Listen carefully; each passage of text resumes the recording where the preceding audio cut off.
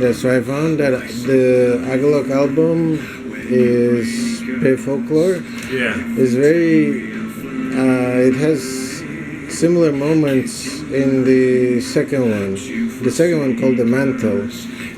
And I want to try to kind of defend it, the first album, by saying that they basically copied it with extra folk influences, being more experimental, and the Mantle actually just after the Mantle. I think they really went folk after that. They just the neo folk style. They like the Death in June. Right. Yeah, and that's what the JW bassist said. I think it's a really PC friendly, black metal style folk shit. And even later, they started to do more jazzy things. Is jazz? That makes a lot of sense. Well, I think progressive jazz, like on that third album, the last 3 songs are very experimental, kind of with that guitar is just jamming out for good 10 or 15 minutes, and it really doesn't even give any feeling to me. That's the thing. The first album was simplistic, but it had this feeling, it had this atmosphere, and this coldness, good vibes. I don't know. I think a lot of the early shit really had a nature worship style to it. Yeah. I think a lot of those elements really shaped their sound. Do you want to be in the video or no? Yeah, sure. Oh, okay. I put here? Yeah. I think a lot of those elements, they might have... Neo-folk itself has become really popular lately. Especially in these recent past 10 years. Mm-hmm. It's getting like a comeback, and it's not as underground as it was. Mm-hmm. Like guys like King Dude and Current 93, Psychic TV. Psychic TV wasn't that much folk, but bands like Soul Invictus, shit like that, all that crew, the English crew, like crazy magical gay dudes making that crazy shit. The guys at Death in June are gay. But I think Agalloch. Going back to Agalloch, I really liked the Deer album. The old Deer. Yeah, well, that's what I'm trying to say is that album, they've already done all that, but they're trying to be more experimental with it, and to the extent that I don't like it. I don't. Sometimes that experimental shit gets tedious, and you don't want to sit through all their, gabber, you don't want to sit through all their talking. Just today, I listened to their demo, and guess what? I never heard of their demo before, but I finally found out that they sounded in the beginning like In Flames. In Flames, yeah.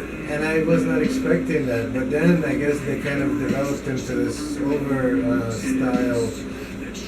Because on the first album, on the demo, they did not use any clean vocals, but then they expanded from the demo, and I could even hear, they have this instrumental track on the first album, and I could hear the beginnings of that track on the demo.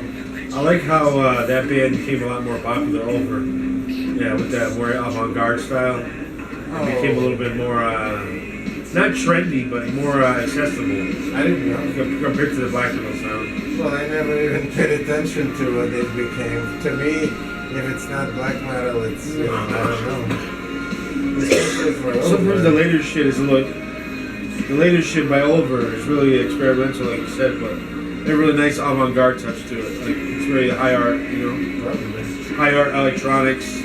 Everyone's getting into noise, the Japanese style noise. Like the guys from Suno and Merzbow and all that. Well, I hope it's not as bad as Metallica, Load or Reload after Over, or Saint Anger. The Bob Rock. The Bob Rock years. The Bob Rock, yeah. So I hope it wasn't that good. Yeah. Hopefully they don't turn into Metallica. Yeah. But what do you think? No? It's not like that? The experimental stuff? Yeah. Over has a good touch to it, but if Agalloch does it, it's kind of like wish-wash, Yeah. I think the way they do it is a little I think it's funny, okay. I think they were trying to copy In Flames, then they tried to copy Over, and then they tried to copy themselves and other bands. Yeah. So they kept expanding and expanding on the same riffs, on the same things. and I think I went to like put together like a video where I put those ideas together and showed it. You know, this is like they kind of flopped after the Pale Folklore album, which I think I do like how the fact they kind of coined that term gray metal. Oh, they did? Yeah, the Agalloch.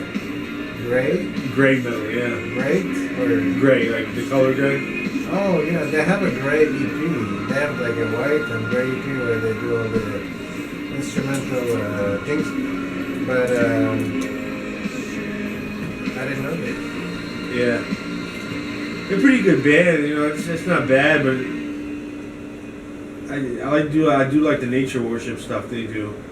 Yeah, it's really like, you know, profound. You know, Dead Winter Days, the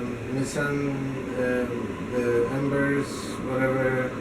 What I wonder is why all the early stuff is always the most better shit, because it has more heart to it. Yeah, I think when you're I think in the beginning you are excited to create something and you put your mind to it to just create.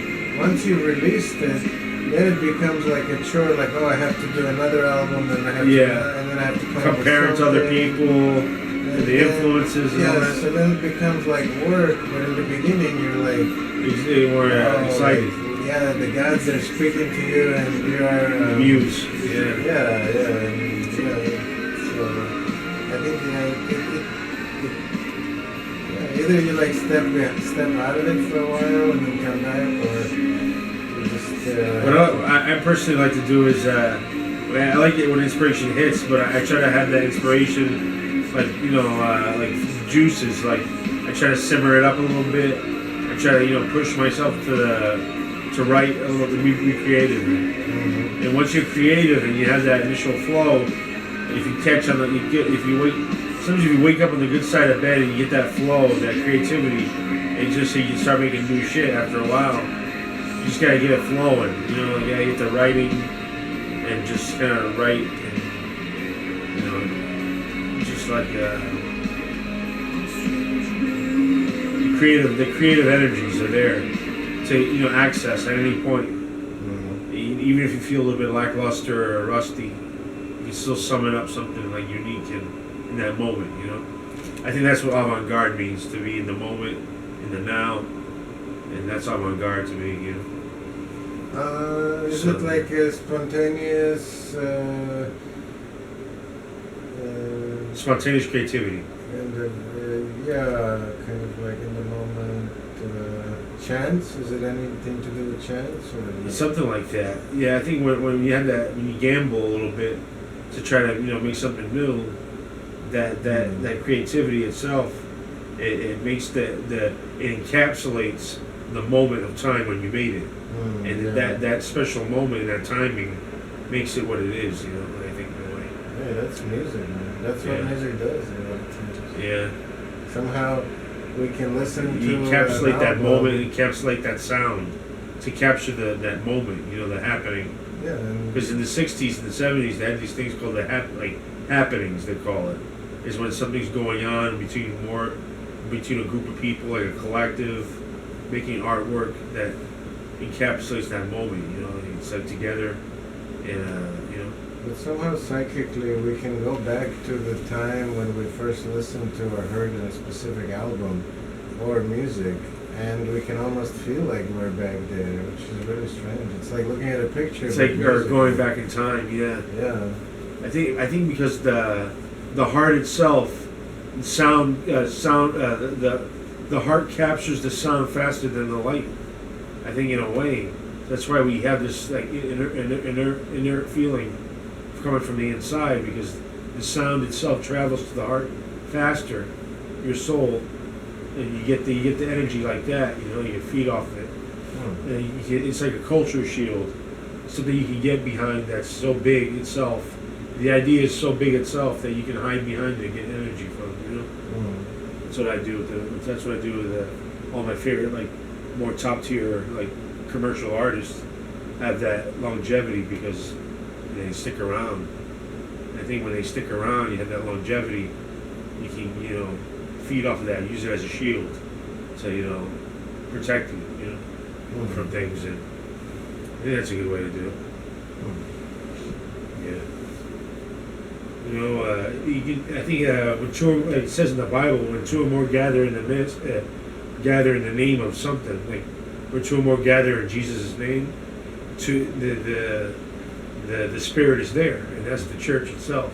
Between the storytelling of the old Indo-Europeans and how storytelling, paganism, and spreads by word of mouth. You know, like a lot of our favorite bands that we get into, we hear from other friends, and once you get together, two or more gather in that name, I feel like you can summon up all those energies of the music, and you can share, and you know, like a folklore, you know, like that Agalloch, you know, so that folklore, storytelling, and just music, you know. Yeah.